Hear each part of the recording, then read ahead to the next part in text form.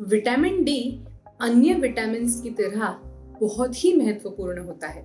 Vitamin D हमारे शरीर में बोन्स को यानी कि हड्डियों को मजबूत रखने के लिए, मसल्स को मजबूत रखने के लिए बहुत ज्यादा जरूरी होता है। अब विटामिन डी की खास बात ये है कि ये हमारे शरीर में एक्चुअली प्रोड्यूस होता है।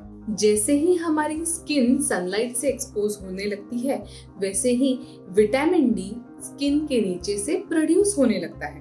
अगर शरीर में विटामिन डी सफिशिएंट मात्रा में प्रोड्यूस ना हो तो शरीर में विटामिन डी की वजह से डेफिशिएंसी के सिम्टम्स दिखाई देने लग सकते हैं। यूजुअली विटामिन डी का प्रोडक्शन यंग जनरेशन में, यंग लोगों में बूढ़ों से के कंपैरिजन में ज्यादा अच्छी तरह से होता है। वैसे ही फेयर स्किन्ड लोगों में विटामिन डी का प्रोडक्शन डार्क स्किन लोगों के कंपैरिजन में ज्यादा अच्छी तरह से होता है।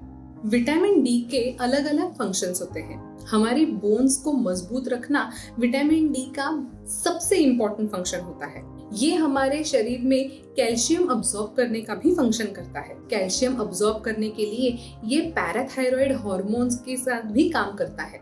अगर सन से एक्सपोजर कम हो तो विटामिन डी की डेफिशिएंसी हो सकती है। खास तौर पे अगर कोई घर के अंदर ही रह रहा हो, कोई अगर धूप में जा ही नहीं रहा हो, या फिर कोई ऐसी जगह पे रह रहा हो जहाँ पे सन एक्सपोजर, सनलाइट बहुत कम प्रमाण में आ रहा है, जैसे कि माउंटेन्स में रहना, या फिर नदर्न पोल, सदर्न पोल में रहना, या फिर किसी ऐसी जगह पे रहना जहाँ पे सनलाइट बहुत कम समय तक आता है।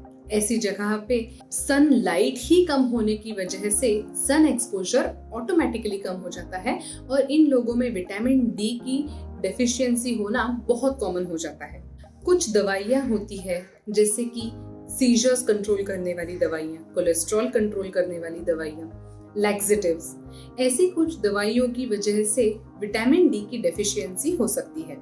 इसके अलावा जैसे जैसे उम्र बढ़ती जाती है वैसे विटामिन डी का अब्सॉर्प्शन कम इफेक्टिवली हो सकता है और उसकी वजह से डेफिशिएंसी डेवलप हो सकती है। कुछ मेडिकल कंडीशंस होती हैं जिसकी वजह से भी विटामिन डी की डेफिशिएंसी हो सकती है, जैसे कि celiac disease, Crohn's disease, obesity, weight loss की सर्जरी। इन सब कंडीशंस की वजह से विटामिन डी की डेफिशिएंसी हो सकती है। विटामिन डी की डेफिशिएंसी अगर बच्चों में डेवलप हो जाए तो बच्चों में रिकेट्स नाम की एक बीमारी हो जाती है। इस बीमारी में हड्डियां इम्प्रॉपरली ग्रो होना, हड्डियों में डिफॉर्मिटी होना, मसल ग्रोथ सही तरीके से ना होना, ऐसे सारे सिम्टम्स दिखाई देते हैं। अब जैसे मैंने सबसे पहले कहा, विटामिन डी बोन्स की हेल्थ के लिए बहुत जरूरी होता है। तो अगर शरीर में विटामिन डी की ही डेफिशिएंसी हो जाए तो शरीर में हड्डियों का दर्द होना बहुत ही नेचुरल है। विटामिन डी हमारे मसल्स के हेल्थ के लिए भी बहुत इंपॉर्टेंट होता है। इसीलिए अगर विटामिन डी की डेफिशिएंसी हो जाए तो मसल्स में पेन होना, मसल्स में क्रैम्प्स आना बहुत ज्यादा कॉमन हो जाता है। इसके अलावा बहुत ज्यादा थकान महसूस होना, वीकनेस महसूस होना, काम करने में रुचि ना लगना, डिप्रेशन, मूड चेंजेस महसूस होना, ये सब विटामिन डी की डेफिशिएंसी में देखे जाते हैं। अगर किसी को बोन में फ्रैक्चर हो जाए और उस इंसान में विटामिन डी की डेफिशिएंसी हो तो बोन के फ्रैक्चर हील होने में भी दिक्कत हो सकती है। इसके अलावा विटामिन डी इम्यूनिटी के लिए बहुत जरूरी होता है। शरीर में इम्यूनिटी बूस्ट करने के लिए विटामिन डी का नॉर्मल कॉन्सेंट्रेशन में होना बहुत जरूरी होता है। इसीलिए अगर विटामिन डी की डेफिशिएंसी हो जाए तो आसानी से इन्फेक्शन लग सकते हैं। तो अगर आपको विटामिन डी की डेफिशिएंसी नहीं चाहिए तो एक बहुत ही आसान और बहुत ही कॉस्ट इफेक्टिव तरीका है इस डेफिशिएंसी को प्रिवेंट करने का। धूप में खड़े रहें। कितनी देर तक? 15 से 20 मिनट तक। 10 से 3 बजे तक की धूप विटामिन डी से भरपूर होती है। इसीलिए इतनी देर में अगर आप धूप के नीचे कम से कम 15 से 20 मिनट तक खड़े रहते हैं हफ्ते में 3 बार, तो विटामिन डी की आपकी रिक्वायरमेंट काफी हद तक फुलफिल हो जाती है। जी हाँ, अब इसमें आपको कुछ बातें याद रखनी है। अपने जॉइंट्स को, खास तौर पे अपने रिस्ट जॉइंट्स को एक्सपोज्ड रखें। अपने आप को पूरी तरह से कवर ना करें।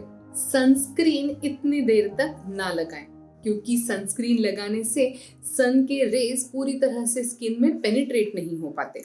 जब बहुत तेज धूप रहती है तब धूप के नीचे ना खड़े रहें। हो सकता है तो सुबह के टाइम पे धूप में खड़े रहें। ऐसी कुछ सिंपल तरीके अपना के आप विटामिन डी की डेफिशिएंसी को प्रिवेंट कर सकते हैं। इसके अलावा भी अगर किसी में क्रिटिकली लो विटामिन डी की लेवल हो गई हो तो वो विटामिन डी के सप्लीमेंट्स ले सकते हैं। विटामिन डी के सप्लीमेंटेशन में 60,000 इंटरनेशनल यूनिट्स एक टाइम पे हफ्ते में एक बार लेना होता है। फिर आपके डॉक्टर ये समझ के कि आपकी डेफिशिएंसी कितनी सीवियर है, ये समझ के आपको डोसेज बता पाएंगे। आपको ये कितने महीनों तक लेना है ये बता पाएंगे। ऐसे ही अलग अलग मेडिकल टॉपिक्स के बारे में अगर आपको जानकारी चाहिए हो तो हमारे इस चैनल को जल्द से जल्द सब्सक्राइब करें। तुरंत लाल कलर का बटन दबाएं और हमारे इस चैनल को सब्सक्राइब करें। Thank you.